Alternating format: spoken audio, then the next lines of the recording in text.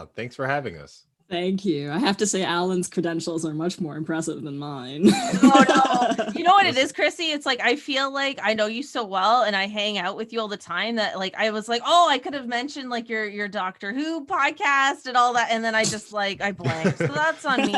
But we'll give you a chance to lay that all out at the end. We've got some hilarious breaking news to start off this show, which I absolutely live for. And that is, I mean, I don't live for this person, but I live for the actual event itself. And that is Kyrie Irving smudging Sage at the TD Garden prior to his game tonight against the Boston Celtics. Alan, Chrissy, how do we feel? I don't know. I think I don't like defending Kyrie Irving. I saw a lot of the comments coming at him like, what is he doing? What is he doing? Man, he used to play in Boston, one of the most racist, notorious fan bases out there. If he's got to come back there and get rid of some of that, let him do his thing. I think out of all the things that Kyrie Irving has like said and done and been in, especially in this like kind of media circus that he's been going through, this is the least of it. I'm happy that if he needs to do this to feel comfortable, because I want him to feel comfortable and I want him to not have to deal with the crap that Boston fans gave him. I think it's working because last time I checked that Boston Nets, the Celtics Nets score, I think the Nets were up by like 13 points. Ooh. Oh. I should keep my eye on that game as the episode unfolds here. I mean, my first reaction to seeing that was, I hope he loses. Like, I just want to believe that smudging Sage doesn't actually work. You know what I mean?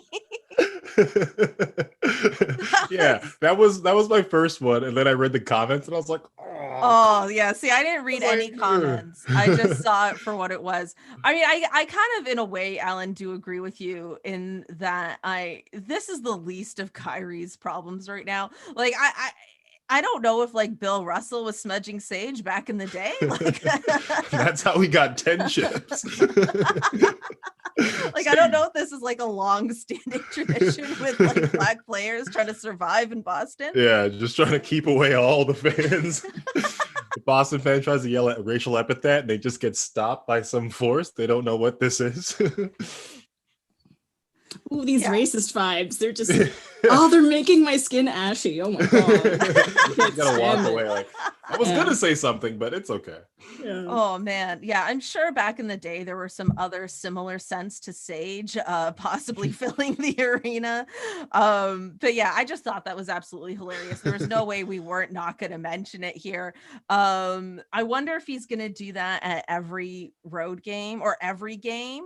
I would love to see if it happened at every road game and we were just seeing like the win-losses just in smudged games only, just to see what kind of impact it makes long-term. Like, I'm interested in the advanced analytics with the smudging and without. Yeah. I was reading the GQ article the other day on Jaylen Brown, and it also mentioned that he smudged. Oh. Okay. Yes. Okay, that's cool. I think we might be on to something. Oh, so maybe this like actually started in Boston and then he took it with him. Yeah. Maybe Alan's really onto something. These fans, man. I bet I don't know, Donovan Mitchell's probably got something similar going on in Utah, just to keep those fans away from him.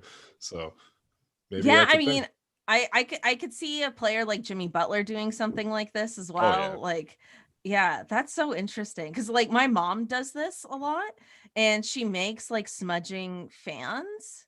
It's like a whole thing, but now she just like has a basement filled with feathers. Like, she just got way too into the crafting and didn't like follow through like 100%. And so like that's what I think of when I think of people smudging, and that's why I'm kind of like, this part of me is just like, but does this work? My old roommate used to do that, and after a while I was like, wait, am I the demons? Is he doing this for us? Like, so he had a lot of just like back and forth, and I was like, he's saging me out. He's saging me out of this place. And you know what? I left. So maybe he won. Oh, Chrissy, were you going to add something there, or no? No, I wasn't. Okay. I was thinking last playoffs run, I was like burning incense and oil and meditating and sending good vibes to the Raptors during the Boston series. I may have been outsaged. Honestly, oh man, yes. Maybe. Like now that we know, Yeah. we can collectively sage as a fan base going forward. You know, I assume we'll face Boston again at some point. Yeah, damn. Although I pulled my tarot cards and it said that whoever was coming out of the East was going to lose the finals. Oh, I think like I don't know if we maybe needed this year- tarot. I don't know if we needed tarot cards to predict that, but it is helpful that the Listen, tarot cards aligned with If reality. the Raptors got out of the East last season, they would have won the championship. I was convinced. I agree with you. The way we handled the Lakers in the playoffs, I was like, or in the bubble, I was like, no, I see us beating them. Yeah, we were I just say- a really good matchup for them. I say this year we do like prayer circles and incense burning Do it. and let's do some lucid dreaming. Let's try to get inside their players' heads and like go full force. I say. I have this like weird thing that I do when I watch like especially Raptor games. Well, I think only Raptor games because the only team I really want to win. But is if the team's not doing well, I change the channel and then change it back. And that sometimes fixes it in my brain for some reason. And the volume has to be on an even level. It's the weirdest set of rules that I do while I watch these games. And it's just like, I know I can't change the score, but maybe I can, you know, it's like, that's like that small part of my brain. That's just like, keep going, Alan, because they won the chip that year. And that was probably all you know? Chrissy, do you do any superstition stuff like during the game? No, not really. I don't vibe on that frequency. Oh, like Nick Nurse. The Nick Nurse quote directly. Oh my God. And just like the guitar puns, it was all just too much.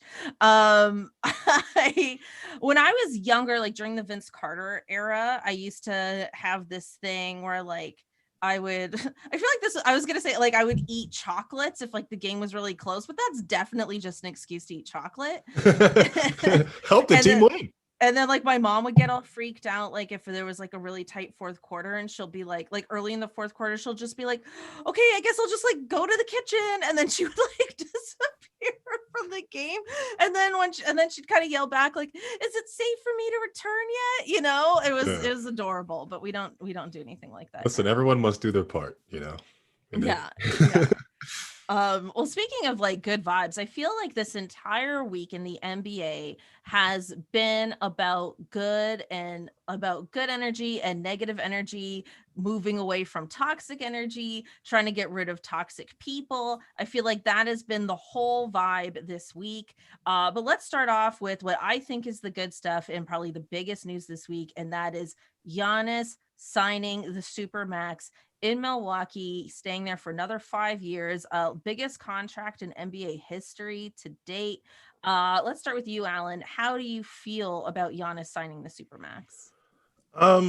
As a hopeful Raptor fan, it does kind of hurt because we've kind of played our cards in a situation to an extent that we would, you know, have Giannis in 2021.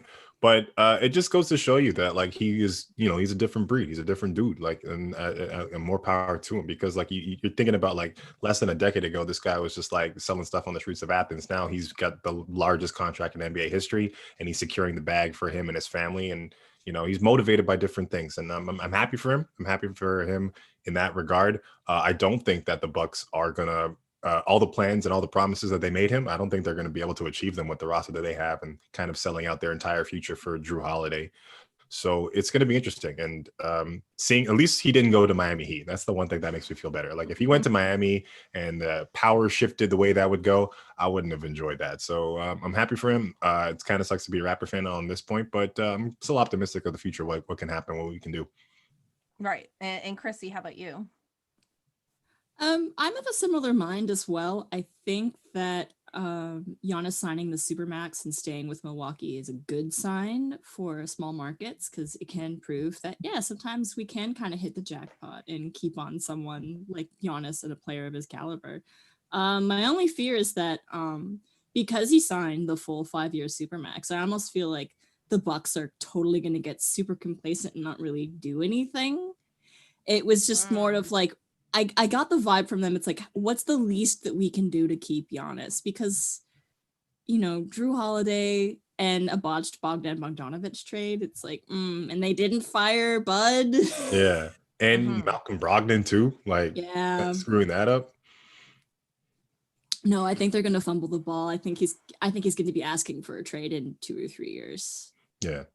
Yeah, see, like I feel like a week ago I agreed with both of you very much, and now I'm sort of like, I wouldn't say I'm drinking any Milwaukee cream instead of Kool-Aid, but I feel like I feel like I am sort of taken aback by how much he believes in that team and in that group, and like I just feel like, I don't know. I just feel like there's got to be something there, because even when I think about the Raptors and like the Lowry DeRozan years, it took a lot of years to get past the Eastern Conference Finals, and it took like a massive like Kawhi Leonard trade, obviously, and I'm just like, you know what? Like it's only been 2 playoffs in a row for this team, for the majority of this core as we know it. Maybe they just need another year or two to figure it out. I don't know. I was definitely big on firing Budenholzer. Like I was shocked that he wasn't fired as soon as the playoff series was over. I do think they kind of messed up free agency. Like I agree with all the mistakes that Milwaukee has made. There's no doubt about it. But there's just this part of me that's like feeling hopeful for them, because I'm like, there's just a reason they all believe in each other. I have a hard time believing he signed this Supermax just to be nice.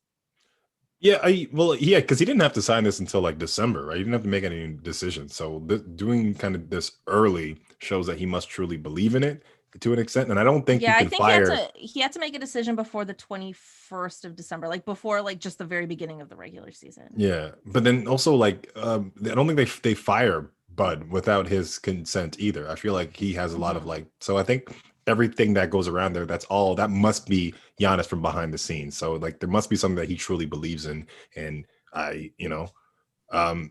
despite the mistakes they've made, I still think that he thinks that this is the place for him. But man, he would have loved it in Toronto. Let me tell you, he would have loved it. Trust me, he'd been a hero on in the Danforth. He would have been a huge hero. Yes, he would have. Yeah, when I was at the Bucks game, when they were here last, there was a giant Greek contingency here, and they were all wearing their freak ones, and some of them were wearing like jerseys from the Greek national team and everything. We were full on Giannis. Like I think that if he were going to leave Milwaukee, it may be a Raptors homer thing with me, but I truly believe that he would have picked us. I think there was maybe like a 10% chance that he did leave and he would probably pick us. Yeah, Alan, I think you were telling me the other day on Freddie's Confederacy of Doug's podcast that Mark Spears reported that Toronto was actually his first choice. Yeah, he said he would have believed that if he were to leave, it would have been the Raptors. And I'm like, I don't need to hear that, Mark Spears. Like, keep that reporting to yourself, man. Those moments. Because I initially didn't feel that bad, but I also didn't realize that we had that good of a chance. Like I was thinking we had more of a fringe chance at getting him. So when I found out, I wasn't as upset, but knowing we had like legitimately that real chance, that is a bit disappointing. But for the Raptors, I do remain hopeful. Like there's this part of me that's like, if we could get like Victor Oladipo and Rudy Gobert, that would be incredible. Mm-hmm. And somehow maintain OG. I mean, in that scenario, like we would lose Kyle, but I kind of have a feeling we're losing Kyle anyway, to be honest. Like, I just don't see him sticking with us after this season. I don't see the Raptors paying him. I don't know. I just can't see it. That's a horrible thing for me to say, because I do love Kyle. I'd love to see him retire here, but there's this part of me that loves Kyle so much that I would love to see him win a championship on another team, as long as it's not the Clippers. Because if he leaves us for the Clippers, I'm quitting the NBA. Catherine's gonna have a podcast about the NFL, just like done. Yeah, this will turn into a tennis podcast. Okay, if Lowry goes to the Clippers. Smooth transitions. Smooth. Yeah, this is just a tennis podcast. Mid show. Well, just notes for that. Mid show, yeah. I just pull up Serena Williams' Instagram. That's it. Yeah. No, yeah, I agree. Yeah, I think seeing Kyle Lowry just get one more chip somewhere else and see his services on a team that's chasing us closer to a chip, that would be kind of nice. Like a Lakers, for instance, seeing him in a Laker Yeah. uniform, I'd be okay with him and LeBron getting. Actually, that would be a great scenario for me. I feel real happy about that. Oh yeah, you're a huge LeBron fan. Just full disclosure to everyone listening, you are deeply biased for LeBron. I don't say. I just have all the facts. That's what I say. Well, we're not haters of LeBron on this podcast, that's for sure. But Chrissy, how do you feel about Lowry's future? I think regardless of wherever he wants to go, I think he'll be accepted with open arms. Coaches love Kyle Lowry, and that's why he keeps getting all-star nominations. So I think wherever he decides to go, the staff will be more than happy to welcome his leadership and his skills and all the other things he has to offer a contending team. Yeah, no doubt. Like everybody loves Kyle around the league. And that's another reason why I don't think we'll keep him, is because I think there's going to be legitimate competition for him. Like even this past free agency, I wasn't expecting the large bidding war that Serge Ibaka got. And I think it's going to be really similar with Kyle. I wouldn't be surprised if there were 10 plus teams bidding to get Kyle Lowry. And then I also feel like we're just kind of, I've definitely jumped into borderline Raptors homer moment here, but like I just think like we are in a rebuilding mode for sure, and not like in a rebuilding like we're gonna tank, like that's not what I mean, but we're definitely retooling. We're in a new era now, and with Kyle being 35, I just feel like he's probably gonna go.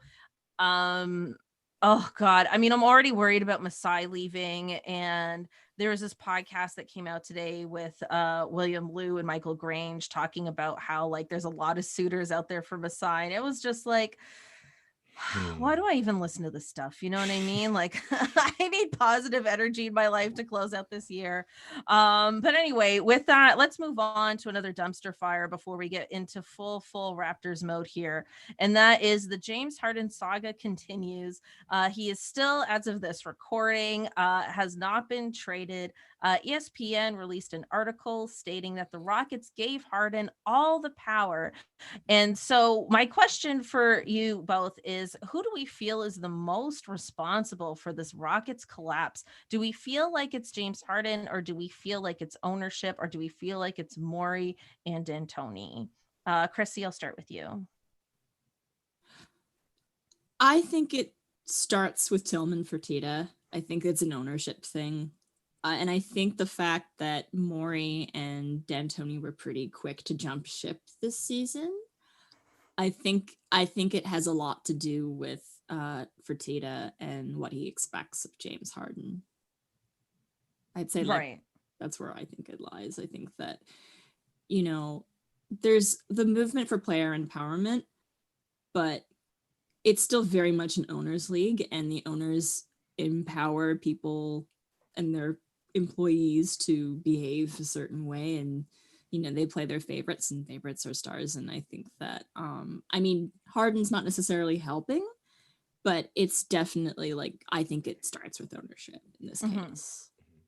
And Alan, how do you feel? No, I 100% agree. Yeah, it's Tillman from the top up, because if you seeing Morey and D'Antoni jump ship so quickly, and now James Harden wants to jump ship. Well, where is the common denominator in all this? Right here. So I think the culture itself from the top down was the issue. And yeah, you have to give power to your superstars. I think that's something you like they're not that many in the league, so you have to kind of build things around them. But you also have to be wary of who you're giving power to. And I think James Harden kind of played things a little wrong. Like, I think for the most part, I don't care about him and his ventures between games and then going and dropping 50. If he can do that, I'm totally fine with that. My biggest thing is just this past summer, just this whole thing of being out there without a mask and just putting his players in danger and not reporting early. Like, I think all of that is just a very silly kind of thing for a superstar, giving that much opportunity to do. I understand that you want to get traded, but there's ways to do that. But yeah, I think definitely it's a little bit on both sides, but I think mostly from the top. Yeah, I mean, I have to agree, but I do think this is a real, like, ownership has no idea what they're doing. They kind of let, the crew, so to speak, try to just sort of take over and sit back. almost liken it to like the Titanic. It's like this guy just has no idea he's driving this giant ship into an iceberg, and then like Daryl Morey and Mike D'Antoni jump on the first lifeboat, and like there's James Harden, like Kate Winslet with no Leonardo DiCaprio, just like no manic pixie dream boy to save him, and he's just they traded him to Washington. yeah, he's just like yeah, they traded him to Washington, and he's just like stuck trying to get off this damn boat. I mean, but I do think that actually, you know, stupid analogy aside here, that Daryl Morey and Mike D'Antoni have a huge part in this, because I think that they also foster culture. Like, let's be real, coaches foster culture, and like so do presidents of teams.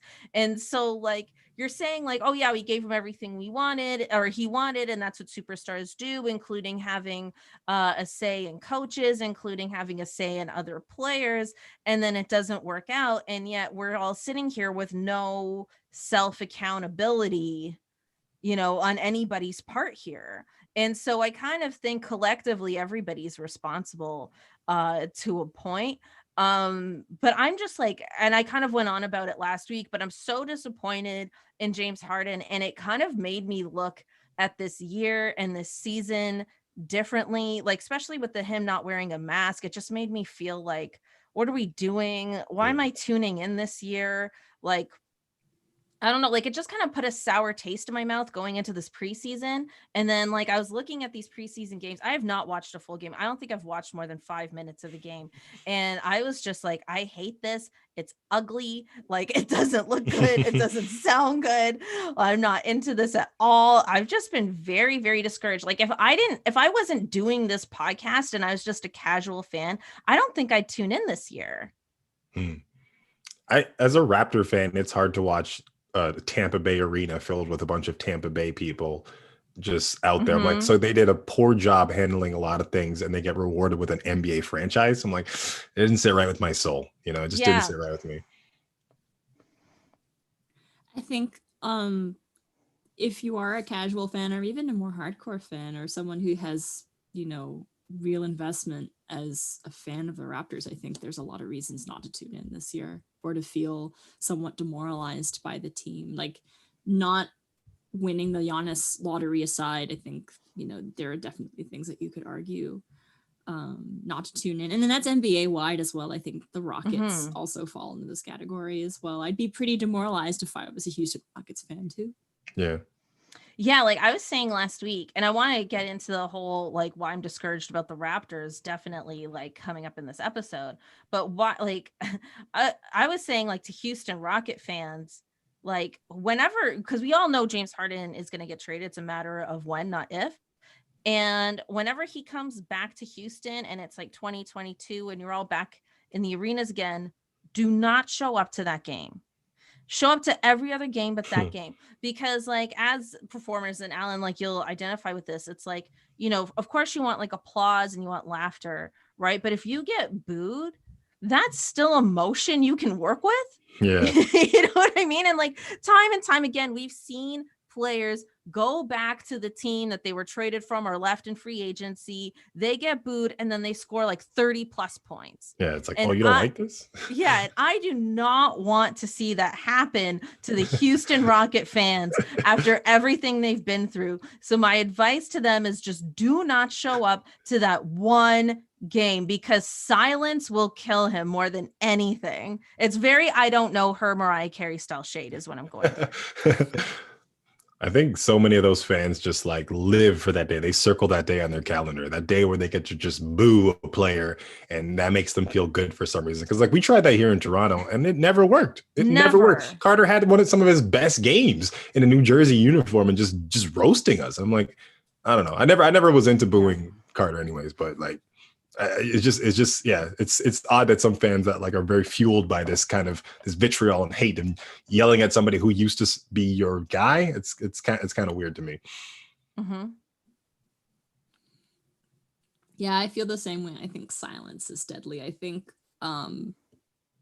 not giving a reaction at all, or not paying attention, or just not looking, I think that's probably the worst response that you could give to someone like that who feeds on the attention. And I agree too. I'm also always been kind of confused by the Carter hate myself. I also fall into that camp. Why? Okay. Just to clear something up, I am not confused by the Carter hate at all. He deserved to be booed. No. 10 years until we forgave him. He also deserved forgiveness. He absolutely deserved forgiveness as well. And I love him now, but he absolutely quit on this team. It was not fun. No. It was not fun. And look, but I do agree, he had some of his best games of his life in a New Jersey uniform when he was back here, and it was not worth it. Same with Tracy McGrady as well in an Orlando Magic uniform. So I'm not. That's why I'm trying to bestow these lessons to the Houston Rocket fans. Don't do what we did. Do not boo Harden for the next 10 years like we booed Vince Carter. It's not worth it. Yeah, what's that Jay-Z line? Don't do that. Hove did that, so you don't have to go through that or something like that. That moment. I don't know. I feel like Carter was situation so different because the management that we had back then is very different from what we have right now. It is pure incompetence over there, and they were messing the best years of that man's life. And I don't vibe with that on that. And the fact that we got Alonzo Mourning, Eric Williams, and Aaron Williams goes to show you how bad of just mastery of moving pieces the Raptors front office used to be. It's just I can't blame him for leaving. Did Alonzo Mourning like not show up? Yeah, that's absolutely correct. He said, "I'm not coming to Toronto," and they're like, "We'll trade for you." Why? He said it was such a bad trade that the Ringer brought it up again this week when talking about the worst superstars demanding trades of the last 20 years. I've seen it on multiple Ringer podcasts this week. That is how bad of a trade that was. So yeah, you're right. I don't blame Vince for wanting to leave, but I don't love the way he handled it. But you could also argue that the bar's so low. I mean, he wasn't like going to the strip club and not showing up to training camp and not wearing a mask during the middle of a worldwide pandemic either. But I don't want to like lower the bar that low. You know what I mean? Yeah. I don't want to be like, well, hey, Vince, at least you weren't this guy, you know? But all right, let's move on. Let's do a little bit of season predictions here. Who do we think will come out on top? Let's do Eastern Conference first because that's more interesting. Chrissy, let's start with you. I know we spent the first 5 or 10 minutes of the podcast slandering the Bucks, but they play regular season ass basketball, and I think they're going to come out the number 1 seed again. Just because it just seems inevitable. But on top of that, I think the Brooklyn Nets are going to be a solid number 2. Mm-hmm. I think Kevin Durant coming back to the league is 1, fantastic. I love KD, and 2, I think he really is going to bring something to that Brooklyn team and really elevate them. And even though we swept them in the bubble, I was really impressed by some of the G League squad that Boston was running. Like, hopefully they don't get traded, but I am genuinely impressed with the Nets team, even though I think, you know, the culture is a little weird, and I know Kyrie's being Kyrie, but I think those guys do really well. And I think Miami or Toronto are at number 3 and 4. I think they're interchangeable, and I think Boston rounds out the top 5. Cool. Alan, what do you think? Yeah, I have to agree. I think the Bucks, they play amazing regular season basketball, and that's what they're suited for. So I definitely think they're probably going to take the top spot. 2, I think I disagree. I think the Brooklyn Nets are Clippers East. I think we're going to see the same kind of problems that we saw over there, where it's going to be fun basketball to watch, but second round exit. And I keep projecting them around 4 or 5, because after you talk about KD and Kyrie, who next? Spencer Dinwiddie? Karis LeVert, like, it's great. And the basketball that I thought I agree, the basketball they play in the bubble was really great. And it was Jacques Vaughn's system. And I think they really messed up by not giving him an opportunity to kind of play around with those pieces and insert superstars into that, because I think I absolutely agree. I thought the fact that Jacques Vaughn wasn't promoted to head coach was a mistake. Mm-hmm. Yeah. And I'm pretty sure the bringing of Steve Nash was a KD or a Kyrie kind of move, like, and them bringing in their own coach. And yeah, sure, bring in Steve Nash, but once again, untested coach, and he's bringing in his son's cohorts. He's bringing in D'Antoni, he's bringing in Mari Stoudemire. So it's kind of this replication of the old 2006 Phoenix Suns. So maybe there's going to be a fast-paced basketball involved in that, high pick and rolls. Maybe we'll see, but I don't think it's going to be that great. But yeah, I think maybe, and it hurts me to say this, but I think Boston's going to be number 2. I just don't like Boston at all. But they kind of, as in the offseason, they kind of reloaded and got stronger in certain areas. And I think losing Gordon Hayward is a blessing in disguise, because that guy was just eating up space and just clunking up the key. So good for them on losing him. But third, I think Raptors Heat. I think that's going to be like kind of the interchangeable between those in 3 and 4. And then yeah, running out, I put Brooklyn. Wow. I agree that Milwaukee is definitely a regular season team, and I do think they'll be first in the East. And I also think that, like, I think Brooklyn's going to mess up in the playoffs, but I do think they're going to have a good regular season, because I think they're eager to play and they're not going to load manage. And especially like with Kevin Durant just missing out on so much time, I think they're just going to like win like little tic-tac games, or like they have no business really being in it, but they'll snatch it at the end just based off of talent alone. And I do think they'll end up being second in the East, and then they'll convince everyone that they're like a real team. Also, like Alan, like I love how you say they're Clippers East. I completely agree. And the Clippers did have a decent regular season, and then in the playoffs they messed up. And I think both of those teams are going to end up working out the exact same way. And third, I'm gonna say Boston. Again, I don't want to, but like I want to be objective at the same time. And then I think top 4 is a real, like, to me, it's a 3-way tie between the Heat, the Raptors, and the 76ers. I feel like there's the sort of next tier in the Eastern Conference. And I'm kind of surprised that everybody else is counting out the Miami Heat too. I really thought I was going to be the only one, but it seems like everybody's like, no, that bubble thing was a bit of a fluke. and I have to agree. Like, I think the Miami Heat made it out of the East, not because they are talented, but I think a lot of that was circumstance. Yeah, I think if you replay some of those games in front of a roaring Milwaukee crowd, it'll be a little different.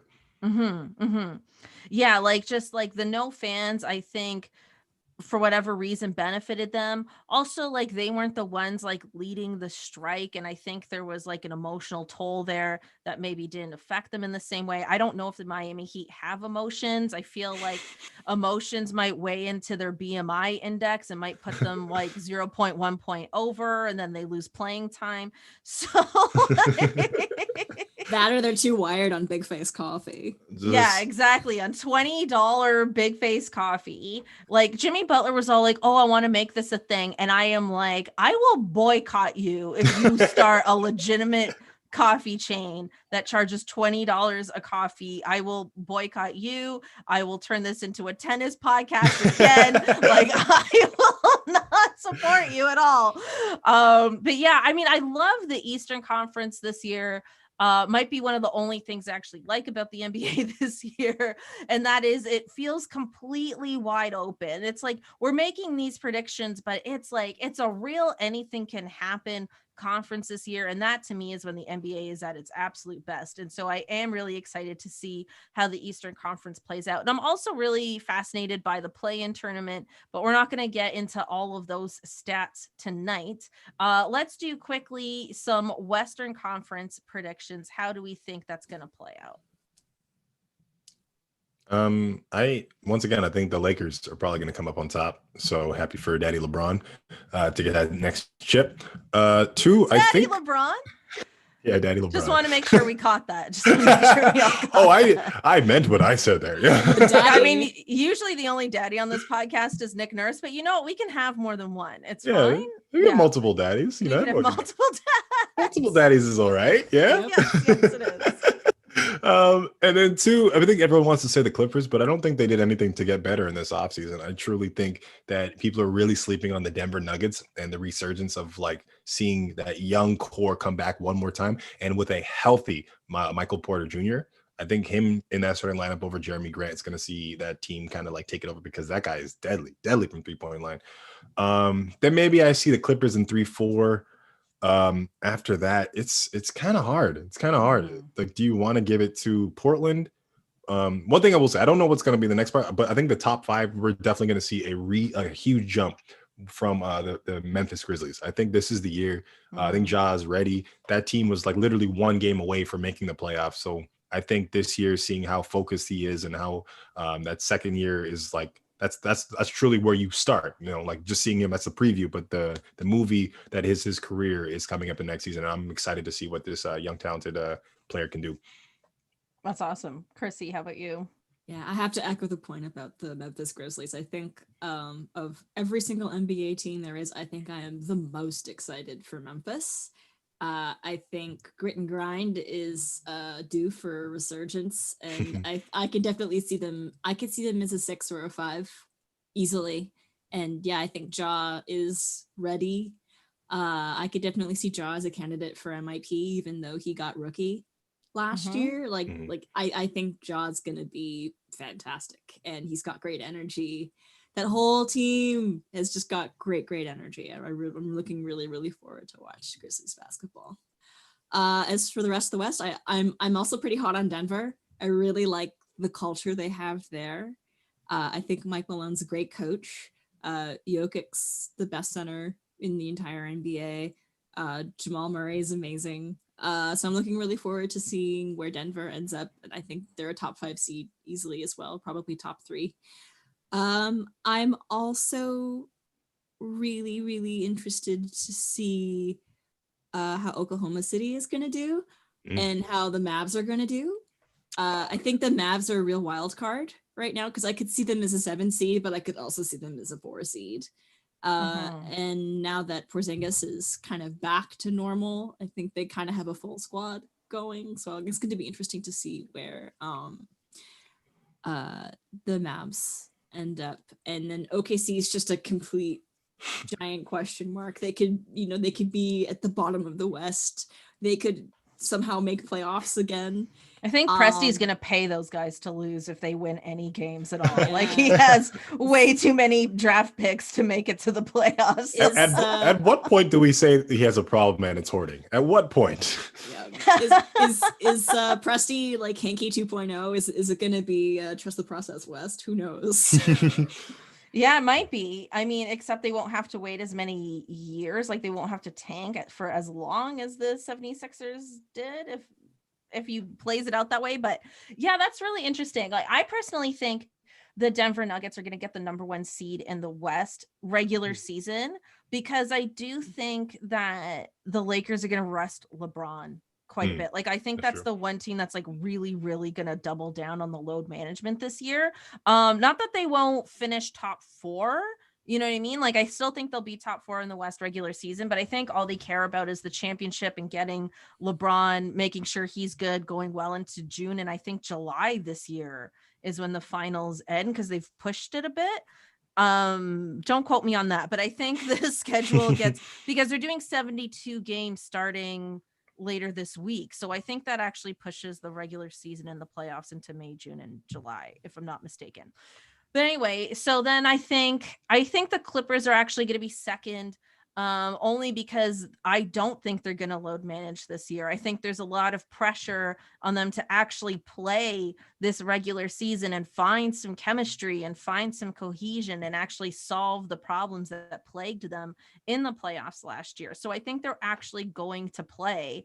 And then I guess I would pick the Lakers. And then after that, like you said, Ellen, it's a real toss-up. Although I will agree, I think Dallas, and this pains me to say because I'm not a Mavericks fan, but I do think the Mavericks are going to have a really good year. I want them to, because I think Luka is ready to take that baton. But like, once you get rid of Seth Curry, you kind of lose your 3-point shooting right there, because he was shooting some record numbers for him that year. And bringing in Josh Richardson, I get it. You want to have that defensive kind of player. But as a person who had Josh Richardson on their fantasy team last year, he gonna miss a lot of 3-pointers. But once again, the spacing over in in Philly is gonna be different than the spacing in Dallas. But also, like, there's one last thing I got to say about the Dallas Mavericks. I think they got to fire Rick Carlisle. I think it's time.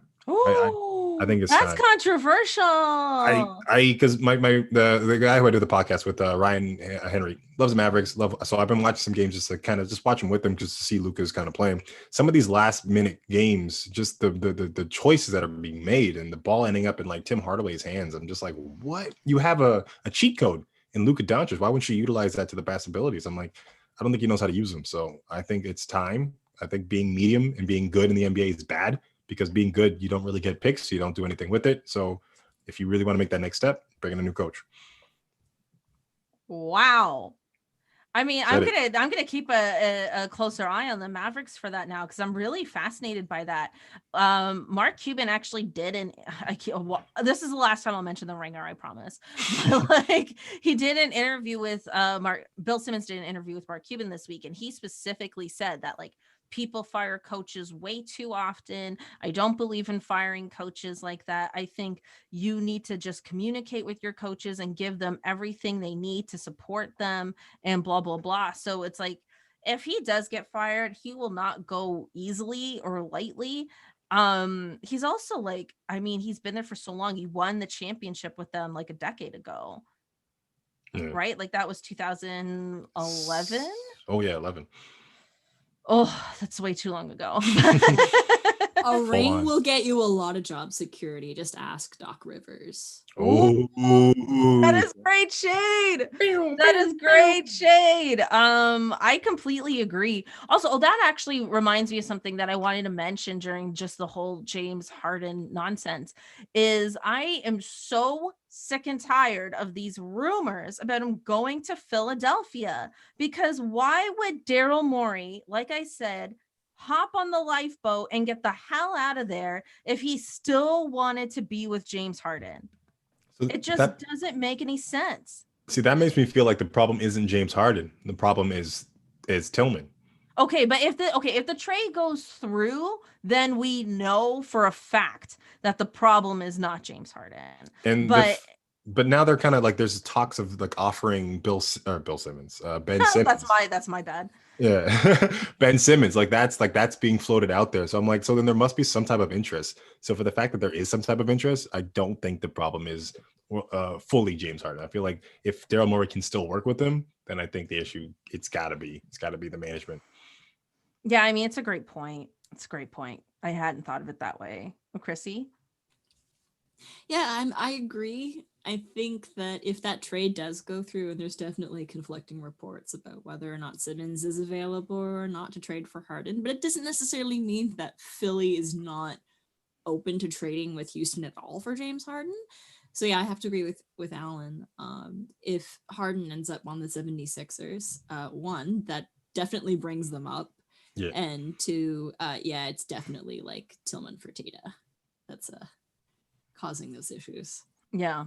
All right, we've got like 10 minutes left in this episode, so let's get into our Raptors homer moment. We've talked a lot about the Raptors this episode, considering I have an entire segment for it, but that's okay. I want to know, so we touched a bit about it already, but I think we collectively agree that watching the Raptors this year is not nearly as fun as it has been in previous years.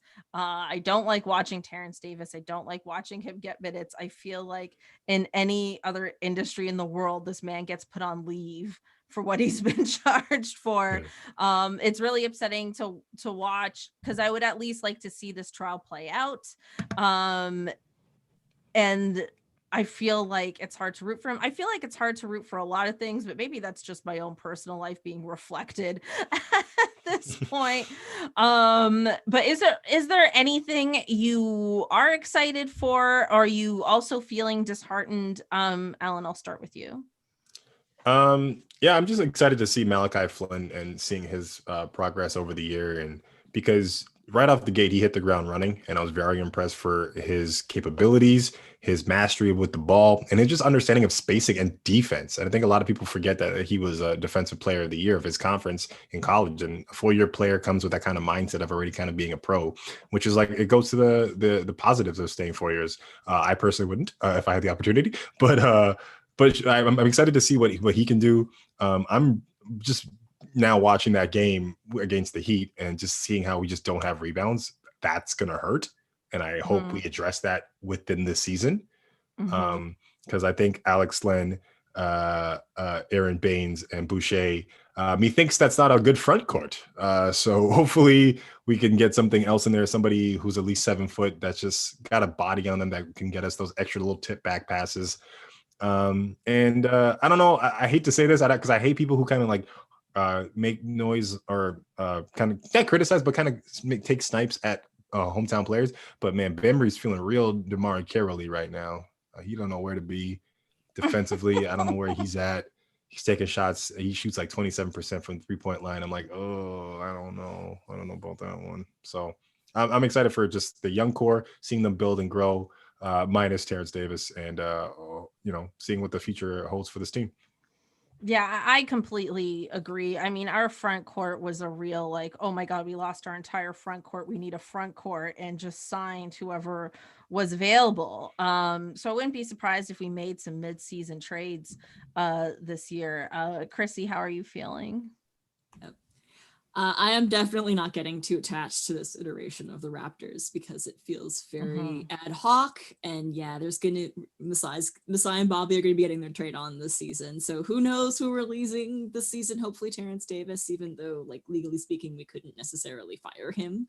But the fact that Nick keeps giving him minutes. I wonder why. Why does Nick keep giving him so many minutes? You think it's to up his trade value? Maybe. Ooh, I like that. I mean, I'm all for it if that's what they need to do, because he certainly didn't get any playoff minutes. And I think Nick Nurse, I mean, even before all of this happened, was not entirely happy with Terrence Davis. Like, he kept playing Pat McCaw last season over him, and everybody was like, why is Pat McCaw getting all these minutes? What's happened to Terrence Davis? And I was like, there's got to be something here that we don't know about. Like there's got to be a reason Pat McCaw is stealing all his minutes, because I'm not seeing it on the court, at least, from my fan perspective, why that's happening. But so I don't know. I mean, that's a good answer, Chrissy. I hope you're right. Yeah, I hope I'm being optimistic about our coach dad, and that he's playing Terrence Davis to give him more increased value on the trade market and making it seem that the organization is being neutral. That this is me being like ridiculously optimistic and knowledgeable of the process of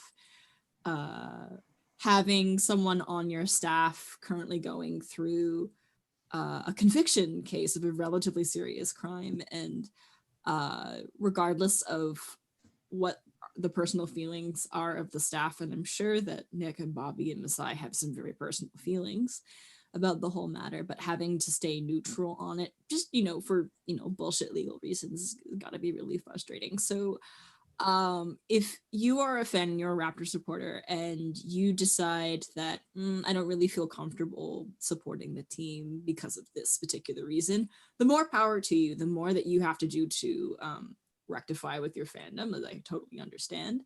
But at the same time, like, I want to be positive about it and have some belief that, I really hope that, they're doing the right thing and that their hearts are in the right place.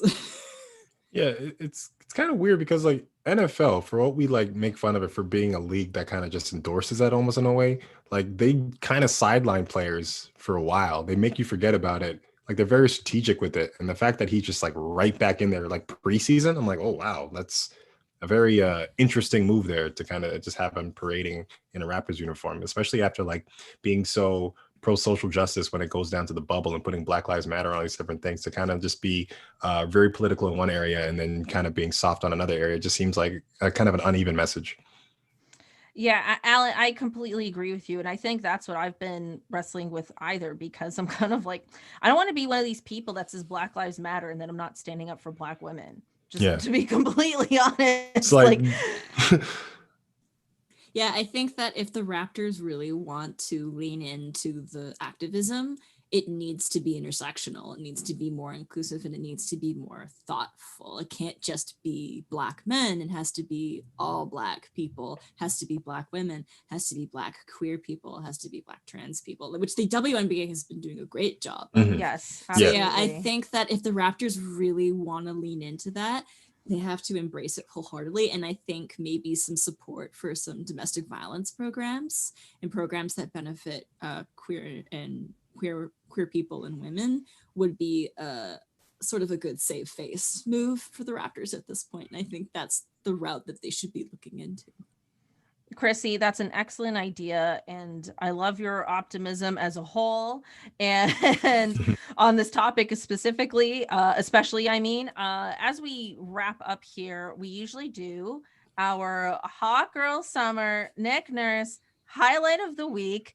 I have been feeling down in the dumps, so I do not have a highlight. Chrissy, as my fellow Nick Nurse fan, do you have a Hot Girl Summer highlight of the week for Nick Nurse? Yes, it's actually more of a personal note because Catherine has brought this up on the podcast before. She has a Nick Nurse calendar in her room, and yes, I do. I have a copy that she made for me for 2021. Yes, right I did. here. It's the Nick Nurse Happy and Angry at Referees 2021 calendar. That is so cool. Yes, and I was flipping through it today, and I had a marvelous laugh. So Here, you could just show us January or any of the months. Let's see, So- February. February's Okay. got to. Oh, February's great. Look at that. Here, yeah, put it really close to the camera. So there's him being happy and then him being angry at refs. Look at Daddy Nurse teaching someone how to play catch. It's Look amazing. at that. I wish. And he was my dad, so he every could teach me how month to is play a catch. different hardwood court or just a different hardwood floor. Yeah, just straight up made that off of Vistaprint. So, real proper amateur calendar there. Wait, you made that? Yeah, I made it. Oh my goodness. That's Oh yeah, no, that amazing. does not exist. I came up with this concept entirely. Yep. Catherine was kind enough to make one for me. Just Yeah, I Can I made one only as- to prove that. Yeah, this I'll make exists. you one. I would Listen, love one. anybody listening to this podcast or watching this show live on the Barn Burner Network, if you want a Nick Nurse Happy and Angry at Referees 2021 calendar, message me online. You can find me on Twitter, Instagram at itsme_Catherine, spelled CATHRYN. Alan, I'll definitely make you one. Yo, should be selling those. Make bank on that. I mean, I don't own any of the photos, so I can't. That I might be actually hard. have no idea how to monetize this, but I would just do it for you for fun, and you could buy it from me at cost. With that being said, we got to wrap up here. Alan, Chrissy, thanks so much for joining me this episode. Quickly, Alan, just give us your social medias. Let us know what you're up to. Yeah, you can hit me up on Twitter at @DAlanShane or on Instagram at Alan Shane. As far as what I'm up to, watch the Great Canadian Baking Show coming up February 14th. That's our premiere date. Yay! Yeah, and Chrissy, tell us everything you're up to. Yeah. So my private socials are on Twitter. You can find me at Chrissy, KRISSY _Myers, MYERS. So at Chrissy _Myers. And there's also an account that I'm co-running right now, which is Raptor related. It's called Only Flynns. It's for our boy Malachi Flynn. So it's myself and a bunch of my friends. Oh, in the I didn't Raptors know group that. chat. Yeah. So that's our account. We're all kind of running it together. Only so. Flynns. That's hilarious. Only Flynns. Oh, I think I know what the 2022 calendar is going to be. That's amazing. Thank you so much for joining me. Remember, we are here live on the Barn Burner Network every Friday at 9. Also, the podcast for this episode goes up every Monday. You can subscribe to the podcast on Spotify or Apple or wherever you listen to podcasts. Thank you so much, and we'll see you next week. Take care. Bye. Bye. Bye.